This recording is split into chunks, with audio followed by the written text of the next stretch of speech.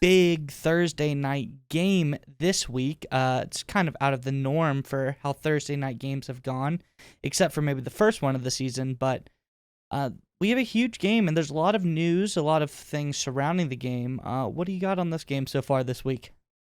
Well, I think you and I both agree that the biggest news is coming out of Green Bay. It's Davante Adams finding himself on the COVID list. We know there's a lot of protocols and going on that teams have to follow right now. And unfortunately for the Green Bay Packers, Davante Adams' availability for Thursday night game is severely in question.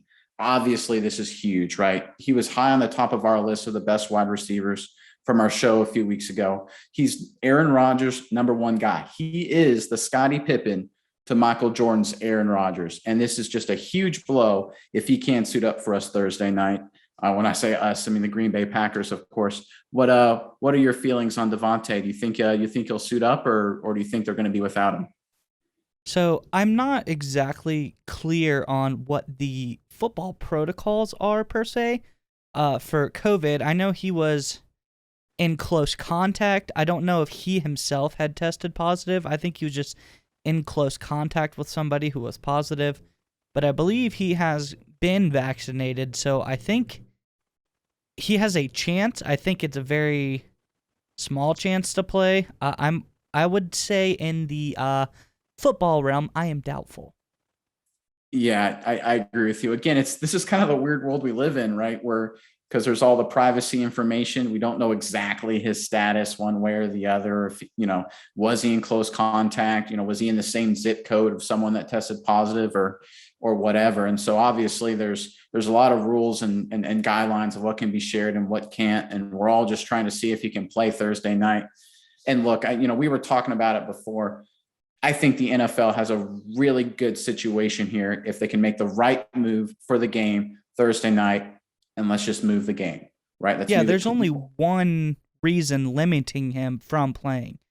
If this was a Sunday game, we're not even talking about this.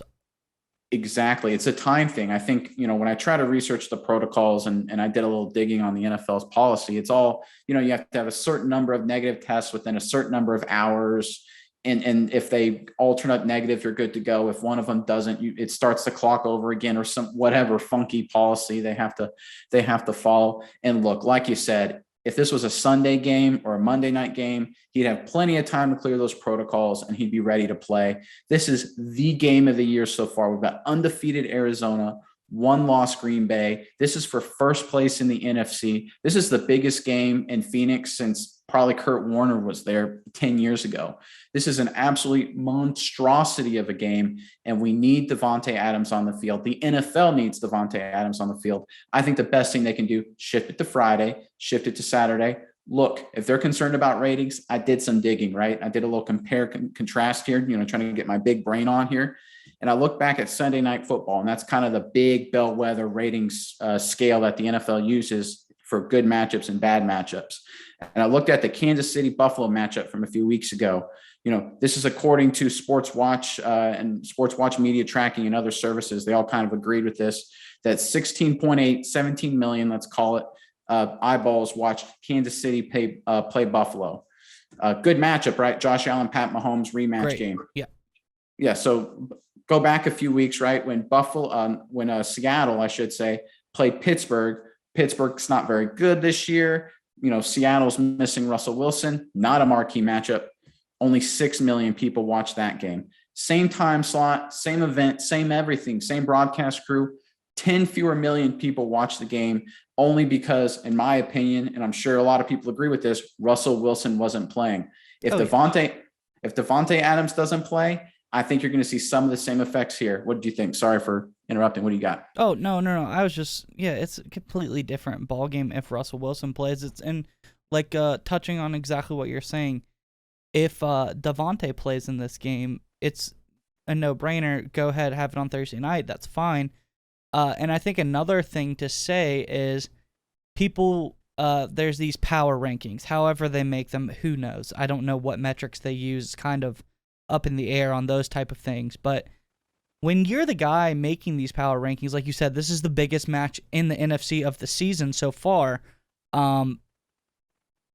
if you hear that, if it's even some semblance of a close game, you immediately put an asterisk by this game saying, well, if Davante Adams was in this game, it would be a different story because he's good to give them at least, I'd say, 1 or 2 extra touchdowns any game that he's in.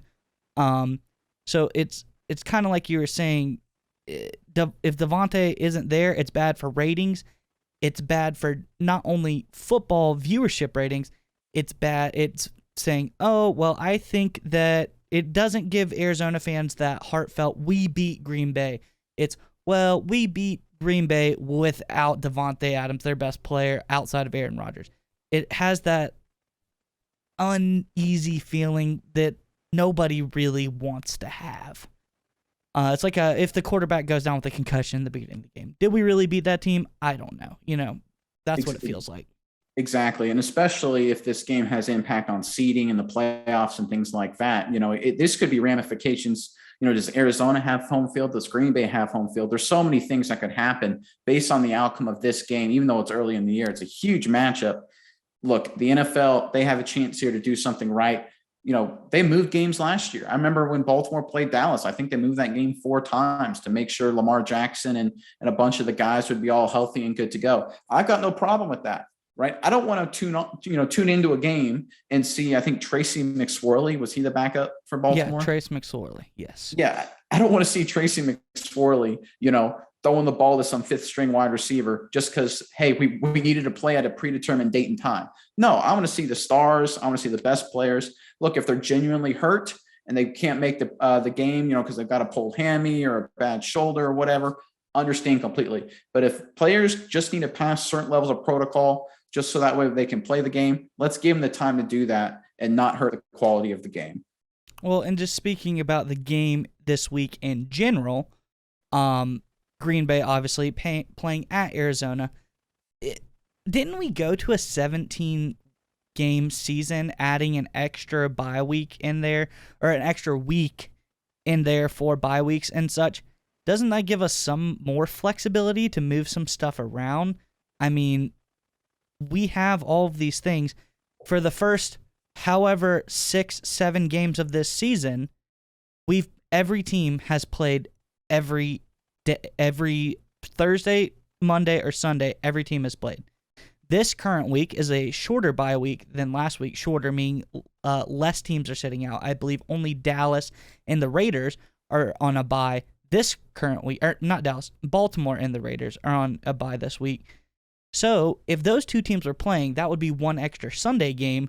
This game could easily be moved to Sunday and it not affect whatever time slots, broadcast slots, whatever game.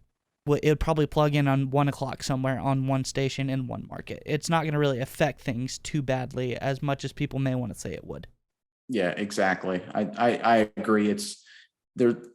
The NFL, they try to rejigger the schedule, fewer preseason games, and the different bye structure just to give them more flexibility.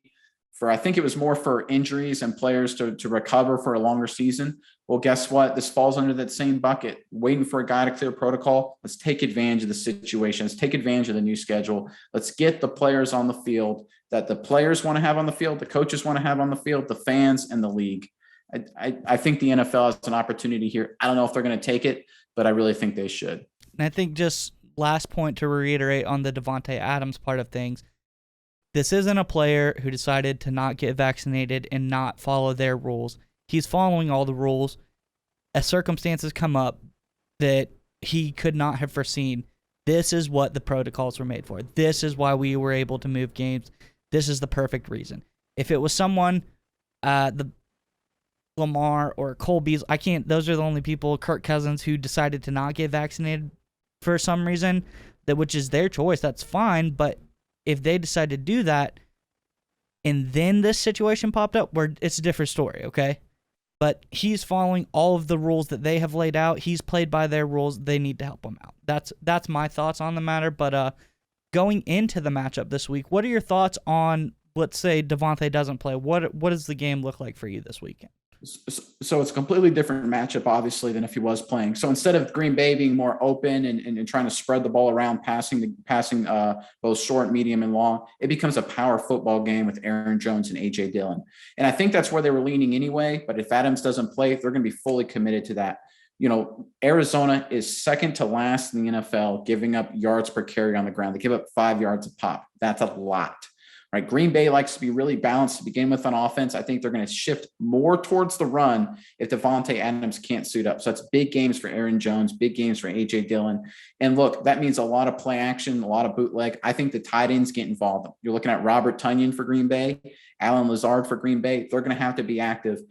But frankly, it comes down to this. Can Aaron Rodgers carry the team without Davante Adams? He's carried the team before, but this is a big, tall task on the road against a very, very good Arizona team looking to climb that extra hurdle. I think Rodgers can do it. But the question is, I'm curious what your thoughts on this. Can he overcome J.J. Watt, Chandler Jones, and that Arizona defense?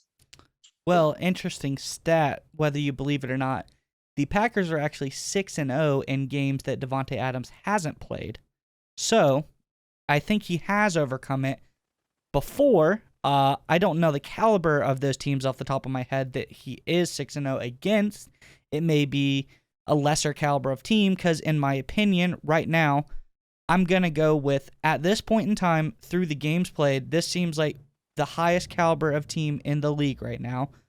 They seem to be pretty unstoppable. They have not yet met an opponent they have been able to overcome.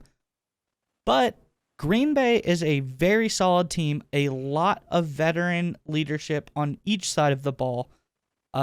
The Arizona Cardinals, especially on offense, a little bit less experience, especially in the quarterback department. I mean, you talk about Kyler Murray versus Aaron Rodgers here. Aaron's been to a Super Bowl before. He's won a Super Bowl before. He's done just about anything you could have as a quarterback. Do I trust him to play through adversity more than any other quarterback that I can think of, other like Tom Brady or somebody like that? Of course I do. Yeah, I think that if anyone has a chance, Aaron Rodgers has a chance. Arizona's defense does seem rather tricky right now. I know they have a pretty good scoring defense. I know that they get a lot of pressure. J.J. Watt has really helped bolster the defense on that side. That safety they have back there, Budda Baker, been an incredible player all year. Just havoc. He causes a lot of, he's the guy that you write on your wristband. Make sure you know where this guy is at on the field at all times.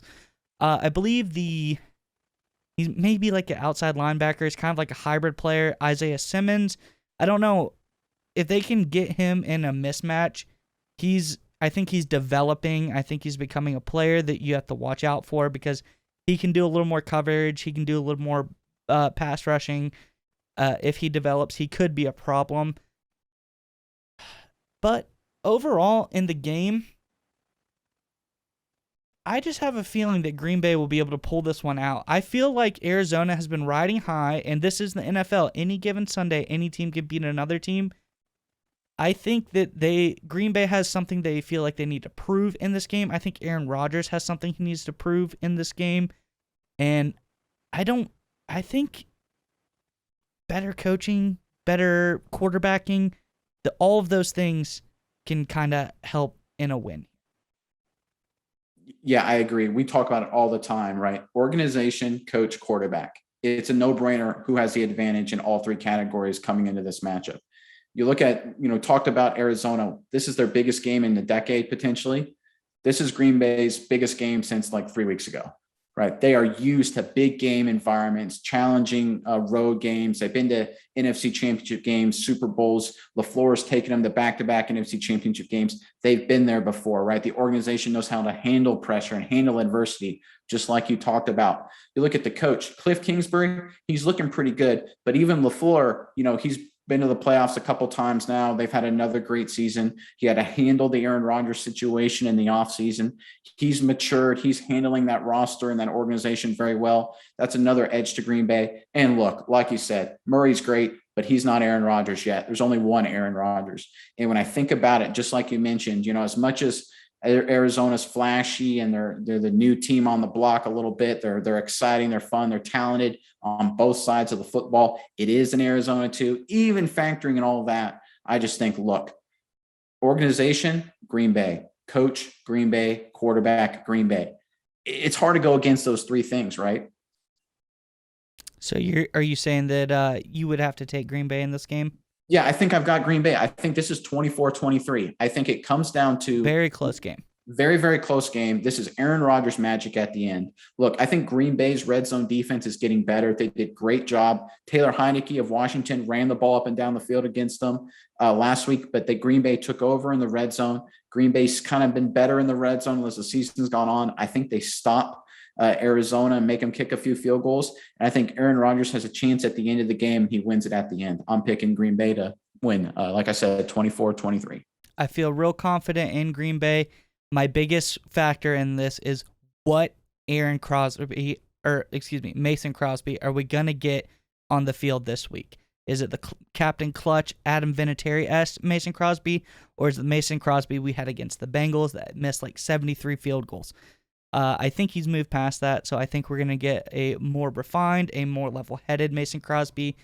He did end up pulling out the game winner in the end, no matter how many he missed before that, so I think through that, I think they got it, and I think that this is going to be one of our games to watch for them.